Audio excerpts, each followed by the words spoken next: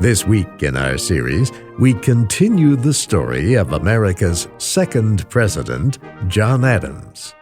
He took office in 1797. He had served 8 years as vice president under President George Washington. Now state electors had chosen him to govern the new nation. Adams was an intelligent man. He was a patriot and an able diplomat, but he did not like party politics. This dislike caused trouble during his presidency because 2 political parties struggled for power during his time in office. Adams was caught in the middle.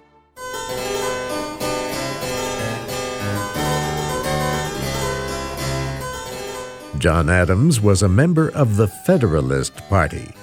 As president, he should have been party leader, but this position belonged to a man who really knew how to get and use political power, Alexander Hamilton.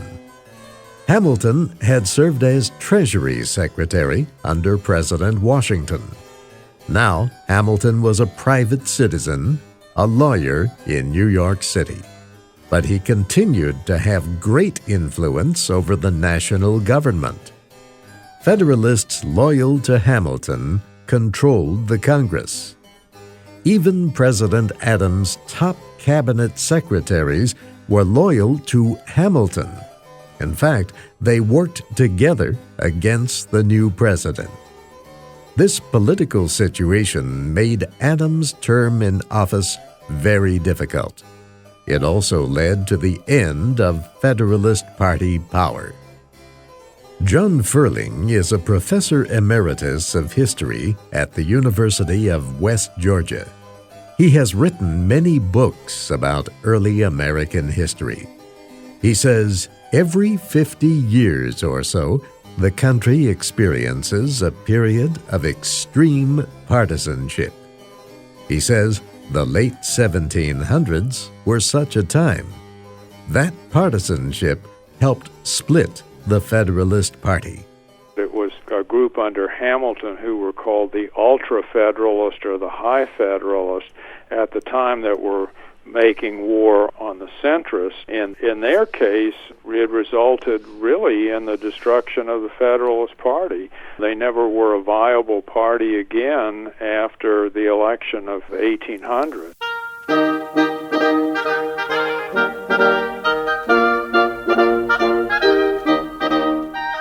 Two major issues marked Adams' presidency. One concerned foreign policy. The other concerned the rights of citizens. The first involved America's relations with France. Americans were divided on whether to support the revolution in France. At first, many saw it as similar to the American Revolution against Britain. Vice President Thomas Jefferson especially supported the French. France helped America win its war for independence from Britain. The country's friendship continued when Thomas Jefferson served as minister to Paris.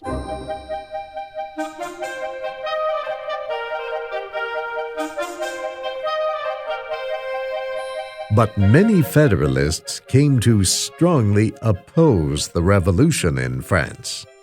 They were horrified by the execution of the French king and queen. They did not like the idea of common people taking power. Federalists wanted an alliance with Britain. Over time, they demanded war with France. They used their power to prevent the American government from sending a pro-French representative to Paris. They also searched for any signs of insult, any excuse to declare war. John Ferling says President Adams did not agree with the majority of Federalists. Adams, from the very beginning, seeks and what he called an honorable peace. He tried to look for some sort of central position, centrist position, between the radical conservatives on the right and the radical liberals on the left. Adams was afraid that the French Revolution would destroy America. He believed the American economy and government would collapse if the country became involved in Europe's struggle. So Adams tried to improve relations with France through negotiations. At the same time, Adams strengthened America's defenses. "We will be ready," he said, "if war comes."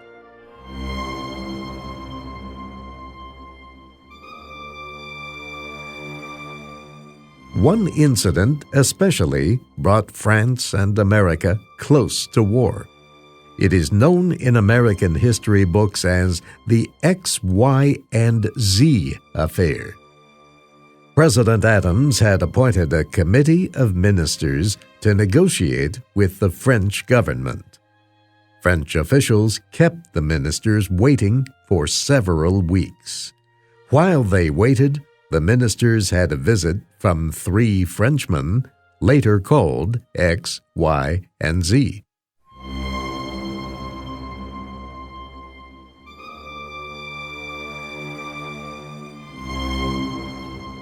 X, Y, and Z told the American ministers that France would sign an agreement if the United States did 3 things. It had to lend the French government $12 million. It had to apologize for anti-French statements in a recent message from President Adams to the American Congress. And it had to pay the French foreign minister $250,000. The American ministers were willing to pay, but they wanted to sign the agreement first. The French foreign minister refused. First the money, then the agreement. The Federalists finally had the excuse they were looking for. France had insulted the United States. The only answer was war, they said. Federalist newspapers added fuel to the fire by publishing anti-French propaganda. In a few places, pro-war groups became violent.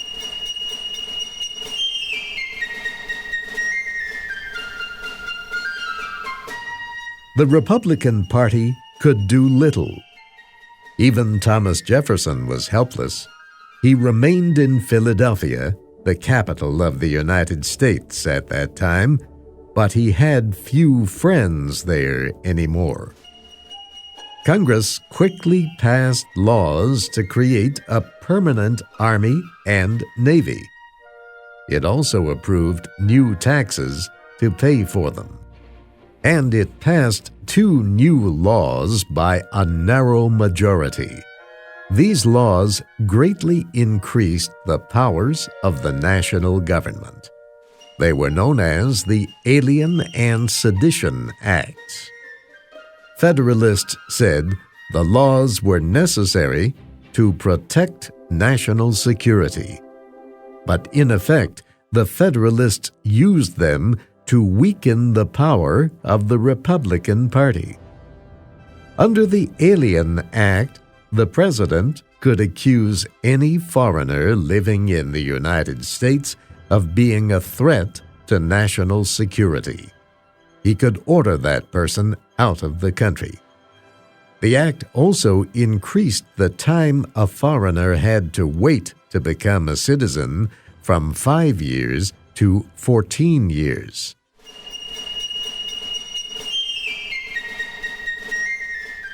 Republicans were furious. Most foreigners, when they became naturalized citizens, joined the Republican Party. Republicans argued that the Alien Act violated the Constitution. They said it gave the government more powers than were stated in the Constitution. Federalists said the act was constitutional. They said the Constitution gave the government the right to defend the country against foreign aggression.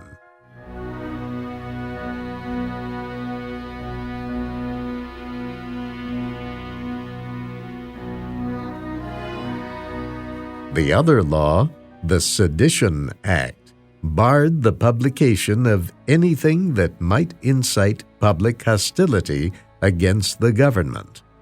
Republicans argued that this act violated Americans' constitutional rights of free speech and a free press. Federalists once again defended it as necessary for national security.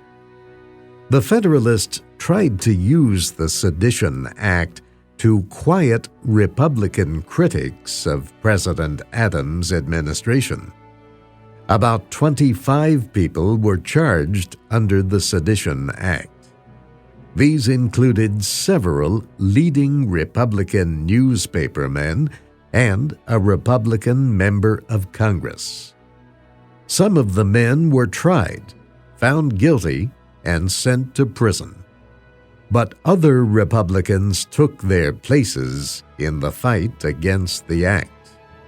The Federalist plan to stop criticism did not succeed. President Adams had signed the Alien and Sedition Acts into law. He believed they were necessary to protect the United States at a time when war with France was still possible. And his wife Abigail believed that passing the laws would stop newspapers from criticizing him. The one piece of advice that she offers that is unfortunate and in fact catastrophic is that she really urges him to pass the Alien and Sedition Acts, which becomes the biggest blunder of his presidency. Joseph Ellis is a history professor at Mount Holyoke College and the author of a book about John and Abigail Adams. He says Adams regretted passing the laws. In early 1799, Adams received several reports that France was ready to reopen negotiations on improving relations. He immediately nominated a new minister to France. Federalist senators threatened to reject the nomination. In the end, Adams agreed to nominate a committee of 3 ministers. The Senate approved them. It was many months before the 3 men went to France to negotiate the agreement, and it was many more months before they completed their work. But they did so on September 30th, 1800. After several years of bitter political struggle at home, President Adams finally prevented war with France. Later, he wrote that there was one thing he would like to be remembered for more than anything else. He gave himself the task of making peace with France, and he succeeded. We can't say that about every American president, but we can say it about John Adams. Historian John Ferling says he believes the United States would not have survived if the Americans had gone to war with France. Historian Joseph Ellis agrees. I think that the long-term achievement of the Adams presidency is to preserve the coherence of a stable government and to see that the revolution survives and consolidates its energies and continues on into the 19th century. 1800 was another presidential election year in the United States. The Federalist Party appeared to be dying. It failed in its effort to force the nation into war with France, and it failed to silence its critics through the Alien and Sedition Acts. Party leaders knew the election would be their last chance to keep political power. The Republican Party had more popular support. It also had gained an increasing number of seats in state legislatures and in Congress. Party leader Thomas Jefferson was sure to be elected president, unless the Federalists could find a way to change the electoral process.